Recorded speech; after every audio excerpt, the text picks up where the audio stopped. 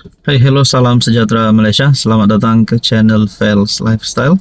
Terima kasih kerana terus setia dan terus bersama di dalam channel ini. Ada yang kata punyalah penat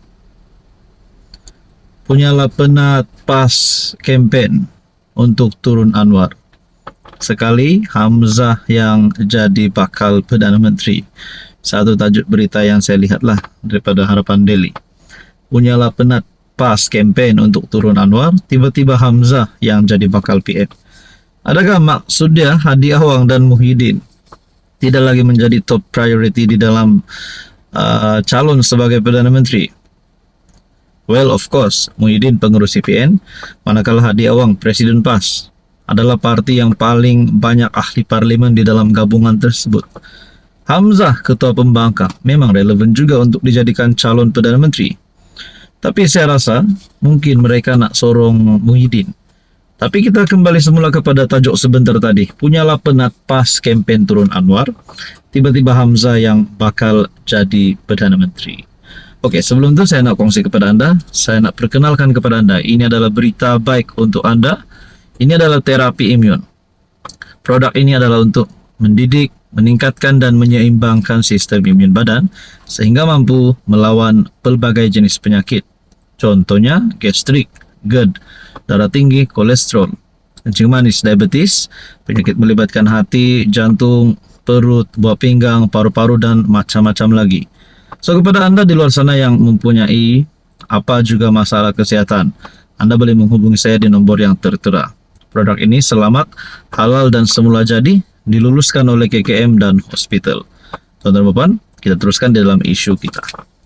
Nah, saya nak timbulkan dua pertanyaan di sini, dua sahaja. Yang pertama, siapa calon Perdana Menteri pembangkang? Dan yang kedua, adakah PN pembangkang sudah bersedia untuk jadi kerajaan semula seperti yang dikongsi sebelum ini, di mana mereka kata PN adalah kerajaan menanti. Oke, kalau udah dicop sebagai kerajaan menanti, tolonglah bagi inisiatif kepada rakyat. Berikan rakyat keyakinan yang kamu ini layak untuk jadi kerajaan baru. Anwar sebagai PM tidak halang kamu untuk jadi kerajaan. Anwar tidak halang untuk dia dijatuhkan.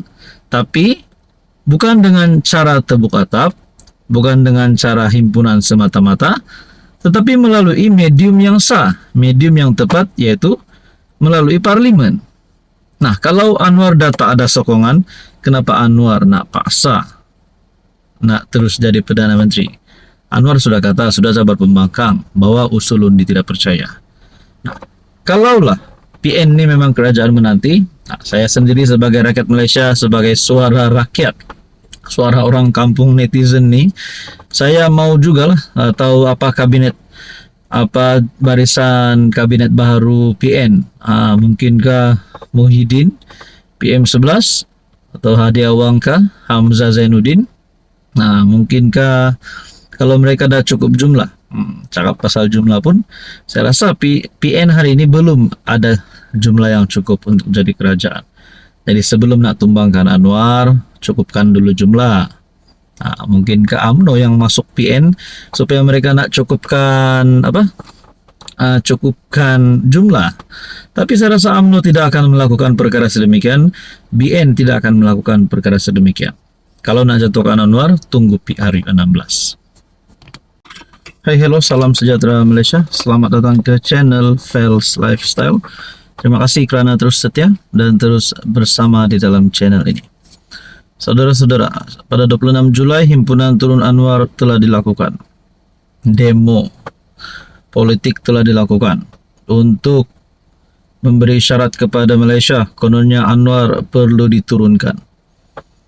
Satu soalan yang paling simpel kepada pembangkang dan kepada yang mengikuti himpunan ini, siapa yang mereka nak naikkan? Dan adakah himpunan ini satu bentuk demokrasi yang baik? Dan apa yang terjadi sepanjang perhimpunan ini? Saya melihat ada beberapa video yang viral di media sosial. video yang saya lihat memang tidak bermoral. Tidak tahu kalau ada arahan daripada pemimpin ataupun pihak yang menganjurkan himpunan, tapi video ini tidak bermoral. Yaitu satu tajuk berita yang membawa tajuknya adalah pendakwa kesal himpunan tanam budaya celah dalam masyarakat. Kalau ini melanggar undang-undang dan tidak benar di sisi undang-undang Malaysia, saya rasa mereka boleh dikenakan tindakan. Dan sudah pasti yang terjejas adalah pemimpin ataupun pihak yang menganjurkan perhimpunan ini, yang pasti bertanggung jawab untuk berada di depan memberikan pandangan. Oke, sebelum saya teruskan, saya nak perkenalkan kepada Anda terapi imun. Produk ini adalah untuk meningkatkan sistem imun badan, mendidik dan menyeimbangkan sistem imun badan supaya mampu melawan pelbagai jenis penyakit. Contohnya 3 serangkai: kolesterol, darah tinggi, kencing manis. Penyakit melibatkan gout, penyakit melibatkan jantung, hati, paru-paru, buah pinggang, usus, dan macam-macam lagi. Sekiranya Anda berminat berkaitan dengan produk ini, Anda boleh menghubungi saya di nomor yang tertera. Saudara-saudara, saya kongsikan kepada Anda satu perkongsian berita. Pendakwa kesal perhimpunan tanam budaya celah dalam masyarakat. Pendakwah Ahmad Sukri Yusof kesal dengan perhimpunan Turun Anwar pada Sabtu yang menanam budaya mencelah dalam masyarakat. Kekesalan itu timbul daripada perbuatan peserta himpunan yang menyebat patung menyerupai wajah Perdana Menteri sambil disorak orang ramai. Saya sebagai rakyat Malaysia, saya tidak bias, saya tidak meninggikan Anwar, saya tidak merendahkan Muhyiddin sebagai pengurus CPN. Tapi saya sebagai rakyat Malaysia, saya sendiri pun bila lihat video itu, saya malu bila negara luar, negara jiran menonton video itu kalau tersebar sehingga ke luar negara. Bahkan di dalam negara sendiri pun saya malu sebagai rakyat Malaysia, kerana ini satu bentuk tindakan yang tidak bermoral dan memalukan diri sendiri. Bukan diri sendiri tetapi, bukan saja diri sendiri tetapi termasuk kaum, agama dan bangsa sendiri. Nah, saudara-saudara yang saya hormati, dengan kekesalan ini yang timbul daripada perbuatan peserta himpunan yang menyebat patung menyerupai wajah PM sambil disorak orang ramai. Tindakan menyebat patung yang menyerupai pemimpin utama negara bukan lagi bentuk teguran tetapi penghinaan. Ia mencalar maruah insan dan menanam budaya celah dalam masyarakat. Pasti sekali ini bukan cara menegur dan mengkritik pemimpin, kerana Islam sangat menjaga maruah manusia, apatah lagi sesama Muslim. Turut dipetik, Ahmad juga membandingkan peranan pemimpin bagaikan seorang ayah. Perlu diingat, pemimpin yang dilayan sebegitu juga adalah seorang ayah yang mempunyai anak-anak, seorang suami yang mempunyai istri, seorang datu yang mempunyai cucu-cucu, insan biasa yang punya keluarga dan sahabat. Bayangkan jika wajah ayah atau ibu kita dijadikan bahan cemuhan di khalayak ramai, apa yang kita rasakan? Nah, saya sebagai rakyat Malaysia, saya agak sedikit geram dengan tindakan tersebut.